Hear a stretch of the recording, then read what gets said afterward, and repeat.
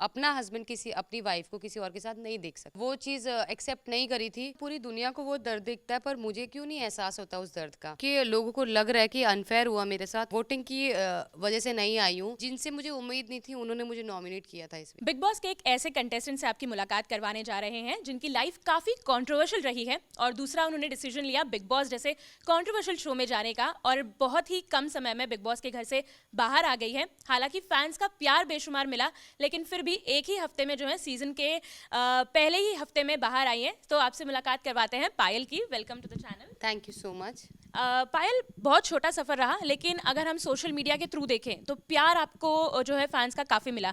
तो कितना अनएक्सपेक्टेड था ये डिसीजन? बहुत ही अनएक्सेप्टेड था, क्योंकि लोगों को लग रहा है कि अनफेयर हुआ मेरे साथ। और मैं जितना जानती हूँ, मैं वोटिंग की वजह से नहीं आई हूँ। मैं जो बाहर वाला जो खेल रहा है इस गेम में, उसकी वजह से बाहर हूँ। और जो मेरी नॉमिनेशन हुई थी वो भी फेयर नहीं थी, क्योंकि जिनसे मुझे उम्मीद नहीं थी उन्होंने मुझे नॉमिनेट किया था इस वीक। अगर गेम की बात करूं मैं, तो आप शायद कहीं ना कहीं सिंपैथी कार्ड खेलती हुई नजर आई, क्योंकि जैसे आप बोलती हैं कि आप आपके जो डिसीजन है, जो आपने अपनी लाइफ में डिसीजन लिया है एक्सेप्ट करने का कृतिका को, लेकिन फिर आप बिग बॉस के घर में जो है इसी बात को बोलकर रोती हुई नजर आई। इस पर फैंस काफी सवाल उठा रहे हैं। तो मैं आपको ये बताना चाहूँगी कि एक ही जगह पे ऐसा हुआ था कि मैं इमोशनल हो गई थी, क्योंकि जब उस टाइम को लोग मेरे सामने बार बार रिकॉल करते हैं, मुझे याद दिलाते हैं, तो वो एक समय था जो मेरी लाइफ में सबसे गंदा फेस था मेरी लाइफ का। तो जब इंसान की लाइफ में कुछ ऐसा होता है ना, तो उसे वो चीज़ याद आ जाती है, वो मेमोरी याद आ जाती है, तो रोना आ जाता है। और मैं सिंपैथी बिल्कुल नहीं चाहती हूँ लोगों की, कि लोग मुझे प्यार करते हैं। मुझे सिंपैथी की ज़रूरत नहीं है, प्यार की है। और ऐसा मैंने कोई सिंपैथी कार्ड नहीं वहाँ पे खेला। बिग बॉस के घर में जो है कि आप जिस तरीके से नज़र आई और जिस तरीके से कृतिका के साथ हमें अरमान नज़र आए, तो कहीं ना कहीं आपकी वो चीज़ जो है आपके चेहरे पर झलक जाती है। हालांकि आप अपने वर्ड्स में उन्हें कितना भी बयान करें कि आप कंफर्टेबल हैं, आपने एक्सेप्ट कर लिया है, लेकिन आपके फेस पे जो है ना वो एक दर्द नज़र आता है। उस पर आप क्या कहना चाहेंगी? मुझे ये समझ नहीं आता, पूरी दुनिया को वो दर्द दिखता है, पर मुझे क्यों नहीं एहसास होता उस दर्द का। मुझे ये नहीं समझ में आता। शायद मेरे फेस के एक्सप्रेशन ऐसे होते हैं कि लोगों को लगता है मैं दुखी हूँ, पर सीरियसली मैं बिल्कुल दुखी नहीं हूँ अपने रिलेशन में। और अरमान जी मुझे उतना ही प्यार करते हैं जितना कृतिका को करते हैं। तो ये अपने आप अपने दिल को समझाती हैं कि ये रियलिटी है? यही रियलिटी है, दिल को समझाने की ज़रूरत नहीं है। और मैं ये भी कहना चाहूँगी कि कोई भी इंसान, मैं नहीं, कोई भी एक सिंगल पर्सन भी किसी ज़बरदस्ती रिश्ते में नहीं रहता है। और मैं 13 साल से इस रिश्ते में हूँ, तो शायद मैं इस रिश्ते में खुश हूँ, तभी मैं इस रिलेशनशिप को निभा रही हूँ। तो लेकिन जब हम डबल माइंडसेट देखते हैं, जैसे अरमान का ही माइंडसेट डबल है कि वो खुद बोल रहे हैं कि आप वो अपनी लाइफ में किसी और को एक्सेप्ट नहीं कर सकते। आप मतलब अगर आपके हस्बैंड हो तो फिर वो दूसरी वाइफ कैसे रख सकते हैं? अब हर इंसान की अपनी अपनी सोच होती है। मैंने अगर इस रिलेशन को अपनाया है तो उसके पीछे रीजंस है बहुत सारे। और कोई भी मर्द किसी औरत को मतलब अपना हस्बैंड किसी अपनी वाइफ को किसी और के साथ नहीं देख सकता है। तो आप कैसे देख रही हैं फिर, क्योंकि आप तो वाइफ है ना? अगर हस्बैंड नहीं देख सकता तो वाइफ कैसे देख सकती है? मैंने भी नहीं देखा था, मैंने भी वो चीज़ एक्सेप्ट नहीं करी थी। मैं अलग हो गई थी, 1 साल 1.25 साल मैं अलग रही थी। और वो जो समय मैंने झेला अकेले अपने बच्चे के साथ, मैं नहीं चाहती कि कोई भी औरत उस समय को झेले। और अगर मैंने कॉम्प्रोमाइज़ किया है, अगर मैं इस रिश्ते में हूँ, तो सिर्फ़ और सिर्फ इसलिए हूँ क्योंकि ना मेरे पास फाइनेंशियली सपोर्ट था, ना फैमिली थी, ना इमोशनली कुछ था। और उस समय में मैंने ये फ़ील किया कि अरमान जी मेरी लाइफ में बहुत कुछ थे, जिनको मैंने छोड़ के ये डिसीज़न लिया कि मैं अलग हो जाऊंगी, और वो मेरे लिए बहुत ज़्यादा इम्पोर्टेंट थे। तो ये जब मुझे फ़ील हुआ कि नहीं, वापस उनके पास चले जाना चाहिए, तो मैं वापस आ गई उनके पास।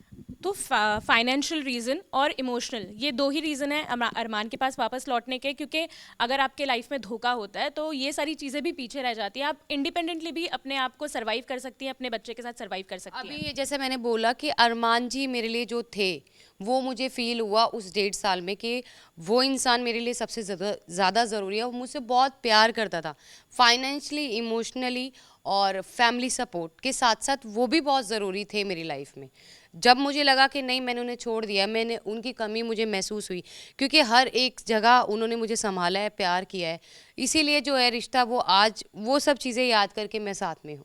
बिग बॉस के सफ़र की मैं बात करूं तो आपको लगता है कि आपकी जगह पे यहाँ पे कोई और होना चाहिए था जो नहीं है? बिल्कुल होना चाहिए था। मेरी जगह पे जो है दीपक जी होने चाहिए थे बाहर। अभी अभी मुझे गेम में रहना था, क्योंकि दीपक जी मेडिकल कंडीशन की वजह से नहीं खेल पा रहे हैं और वो इस गेम अभी वो कैपेबल नहीं है, क्योंकि वो बेड से नहीं उठ पा रहे हैं, वो अकेले चल नहीं पा रहे हैं, वो अपने लिए कुछ नहीं कर पा रहे हैं।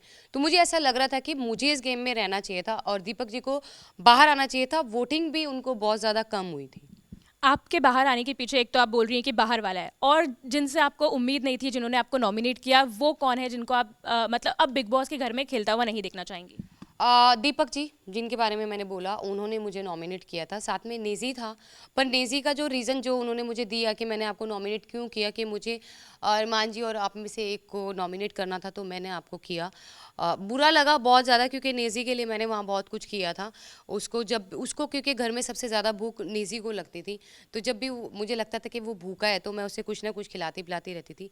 और जब मैं बाहर आ गई, जिस टाइम मैं बाहर निकली, तो नेज़ी ही एक बंदा था जिसने ये एक्सेप्ट किया कि अगर आज मैं घर से बाहर हूँ तो वो सिर्फ नेज़ी की वजह से हूँ। तो अब मुझे उसकी इस नॉमिनेशन से उतनी प्रॉब्लम नहीं है जितनी पहले थी। बिग बॉस में मैं साई केतन राव की बात करूं तो वो और उनका जो सना मकबूल के साथ एक रिलेशनशिप दिख रहा है, टॉम एंड जेरी वाला, हर बात पे लड़ रहे हैं, तो लग रहा है कि प्लान्ड है या फिर नेचुरल है?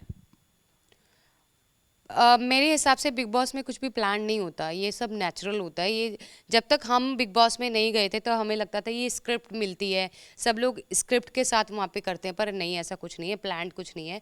वो अंदर जाने के बाद सब कुछ ऑटोमेटिक होता है, कोई भी सोच के नहीं आता। बिग बॉस में अभी अभी एक हफ्ते में आपको किसका गेम स्ट्रांग लगता है?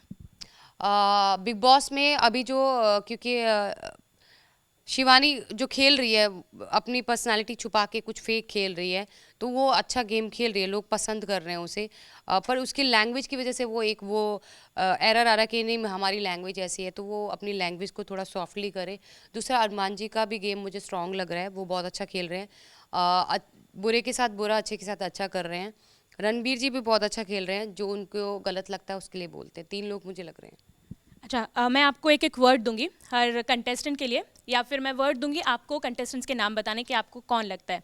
अगर मैं वर्ड दे दीजिए, मैं नाम बता देती जी, अगर मैं बोलूँ चालाक, तो आपको कौन लगता है बिग बॉस के घर में अब चालाक है? हूँ। शिवानी, क्यों? क्योंकि वो चालाकी कर रही है। अगर मैं बात करूँ मगरमच्छ के आंसू कौन दिखाता है बिग बॉस के घर में?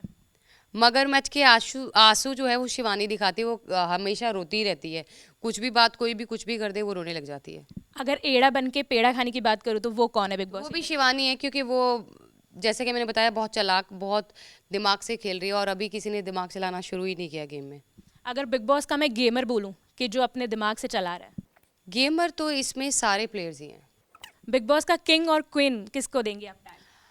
किंग मेरे लिए अरमान और कृतिका है, क्वीन। और अगर मैं बात करूँ तीखी मिर्ची या फिर कोई बंदा जो बहुत शुगर कोट करता है, वो कौन होगा? शुगर के मुनीषा जी। ठीक है, अगर बिग बॉस में अभी आप पहले ही हफ्ते में बाहर आ गई है तो वाइल्ड कार्ड तो सवाल बनता ही है, तो क्या वाइल्ड कार्ड एंट्री लेना चाहेंगी? बिल्कुल लेना चाहूँगी, अगर मुझे अपॉर्चुनिटी मिली वाइल्ड कार्ड में जाने के लिए। तो यहाँ पे लोगों के सबके फेस सामने आ चुके हैं, अब उनको उनकी कहते हैं उनके फेस दिखाने के लिए ज़रूर जाना चाहूँगी। अच्छा, एक विश जो आपने सोचा था कि बिग बॉस के घर में जाऊंगी तो ऐसे ऐसे रहूंगी, ऐसे करूंगी, वो नहीं हो पाया क्योंकि एक समय कम मिला, क्या था? ऐसी कोई विश नहीं थी, पर अपने आप को खेल कर, मतलब खेलना मैंने स्टार्ट ही नहीं किया था और उससे पहले बाहर आ गई। तो ये मेरी विश है कि मुझे एक बार जाके खेलने का मौका मिले। ठीक है, तो ये थी पायल मलिक हमारे साथ, जिनका सफ़र छोटा रहा लेकिन लोगों का प्यार काफ़ी मिला। तो देखते हैं कि बिग बॉस अपने प्यार से वापस एक बार इन्हें बुलाते हैं कि नहीं बुलाते हैं। कैमरामैन नितिन के साथ रुबीना कुरैशी।